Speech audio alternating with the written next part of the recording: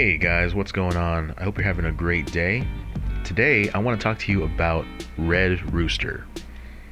The Red Rooster is a comic book by Allegiance Arts, so it's not Marvel or DC or Dark Horse or anything like that. It's a brand new publishing company that is distributing not through comic book shops, but actually Walmarts. I found it at my Walmart by the stationery, the calendars, and stuff like that.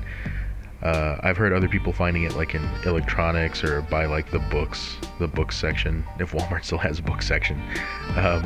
It might vary a little bit. I think I understood that they were actually supposed to be displayed only in the toy section, and I thought out of solidarity or like for the ease of like for customer convenience, all Walmarts would have them in the same place. No, of course not. So why would Walmart do that? So they actually have them in I guess different locations. If you do end up finding these somewhere, let me know where you found them. If you so choose to venture out into a Walmart. Actually, I think you can also order these on walmart.com too, so something to keep in mind. On with the review. The Red Rooster is a superhero comic book, but it sort of takes a take on it from the 1930s, I believe.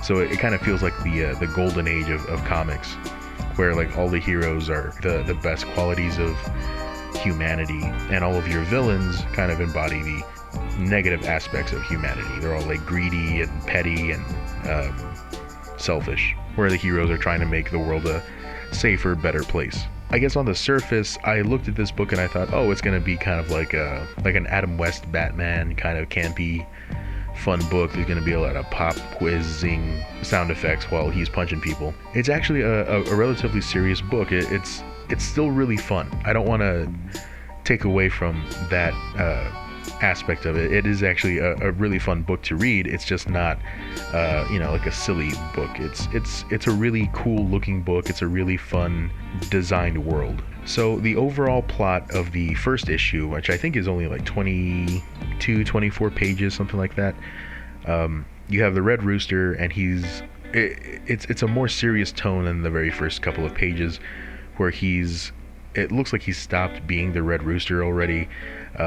In this book, you jump a little bit through time, but for the most part, it all takes place, I think, in the 30s. So you have like the Red Rooster, who's no longer the Red Rooster. I think his name was like Frank Cooper or something like that. Henry Cooper, something Cooper. I remembered Cooper because of Chicken Coop, and that's why it kind of stuck with me. But anyway, so you have the main character, and it looks like he's kind of given up being a superhero, and you're not really sure why. And then you kind of jump back into time where the Red Rooster was kind of at his height of popularity in 1930s. So we see Red Rooster doing movies and commercials, trying to pay the bills through being kind of cashing in on his popularity, but still trying to do crime fighting, because that's the whole reason he became the Red Rooster. So he starts looking into some villains that got broken out of jail, and we kind of jump to the villain side of it, which the villain designs are really, really cool in this book. I really enjoy them. You have, I think there's 6 of them, so it's kind of his like Sinister Six. It's kind of his Legion of Doom that you get introduced to. So when you jump to the villains, you get introduced to the Jackal Rabbit, which is like a femme fatale kind of character. You have the 4D Man. You have another character named the Vermin Eater, another one named Phantom Footsteps. I will say that Phantom Footsteps is the only one that, to me, just kind of feels weird in this style of comic book. He looks kind of, I don't know if you've ever played Metal Gear Solid, but if you remember Psycho Mantis, he was just kind of like super thin and creepy and just moved weird. That's kind of like what if you've never played Metal Gear Solid, just consider any anime where there's a bad guy that moves creepy and weird and ugly, and that's basically what this guy looks like. We'll see what role he plays, but I think that's like the only one that feels kind of out of place to me, but that's just me.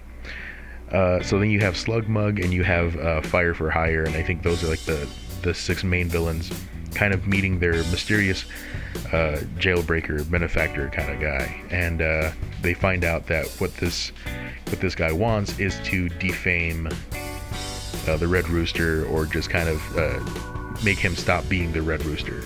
killing him is not necessarily the goal, but what they want to do is make him stop being a superhero. We don't know why. And based on like the first couple of pages of this book, it looks like they succeeded somehow. So then we kind of get introduced to Red Rooster's sidekicks. He has a pilot by the name of Midnight, and we have Strong Boy, which is his other sidekick. And the vehicles in this, Mitch Breitweiser is a fantastic artist. He's kind of gestural in the way he draws people. His lines can be a little wispy, but they all seemed very well placed, like very well informed lines, even though they're not it's not super detailed in terms of how he draws people.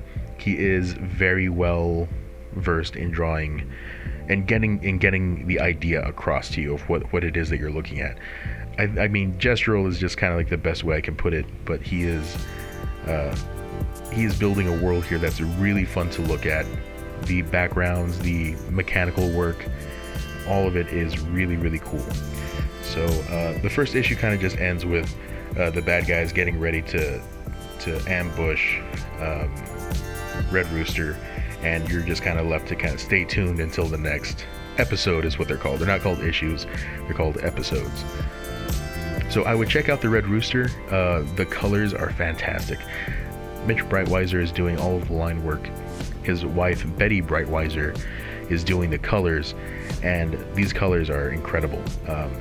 It's almost digital watercolor looking. The tones that she shifts in is just kind of subtle sometimes. Sometimes it's just very stark, but it's always really fun to look at. This is just, if I could describe this book in one word, it's just fun. If I could choose two words, really fun.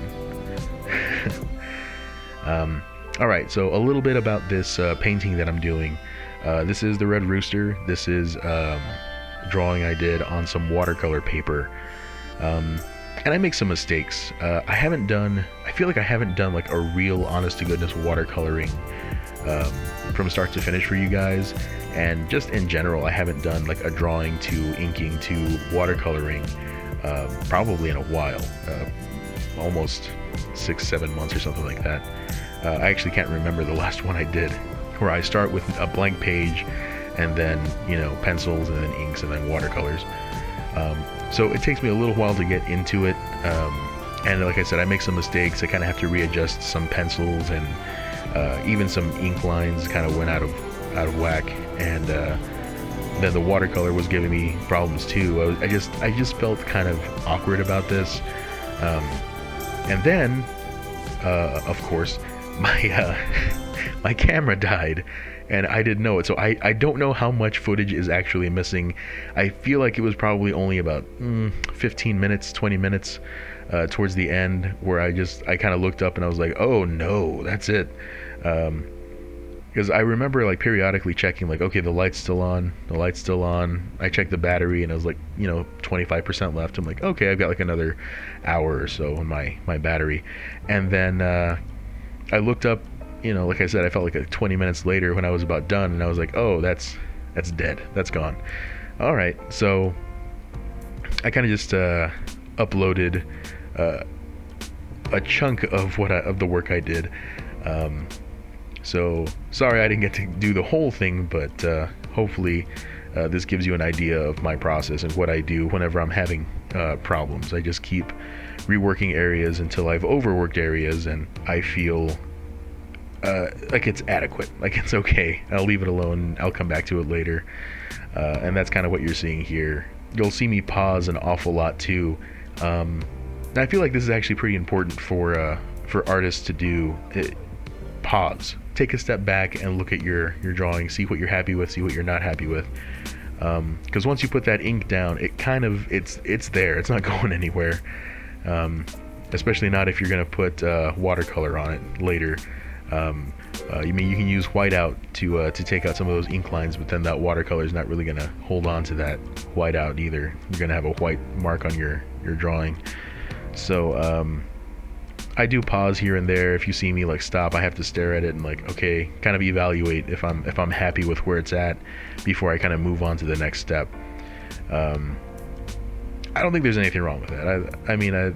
it doesn't always make for a great video, but it always benefits the drawing at some point. All right, and so that's going to be it for me, guys. I hope you have a great rest of the day. Thanks for watching. Remember to like, subscribe, share, and I really do appreciate you guys hanging out with me, and I hope that's what this feels like. I kind of wanted to do something where it just feels like we're hanging out, and I blather on about whatever's important to me, and then we maybe start a conversation about something, and it just kind of feels like we're hanging out. I know right now with the social distancing and everyone's kind of separated from each other, that can be very important to feel, and I thought maybe I'd invite you guys into my world a little bit, and we can have some meaningless conversations just like we used to with other people. So my question to you today would be, what's your favorite supervillain? I bring up supervillain because, like I said, I really like the character designs here in Red Rooster for their villains. They're all very interesting looking. They all look like they fit really well together in the same world, except for Phantom Footsteps. He weirds me out. But what's your favorite villain? Like, for me, my favorite villain is hands down Doctor Doom. Doctor Doom is my guy. I just feel like he's a misunderstood character. He feels like he's the hero, and those are always the best villains, are the ones that think they are the saviors of mankind, because they are willing to do what the heroes are not. Anyway, that's me. Let me know in the comments below what you guys think.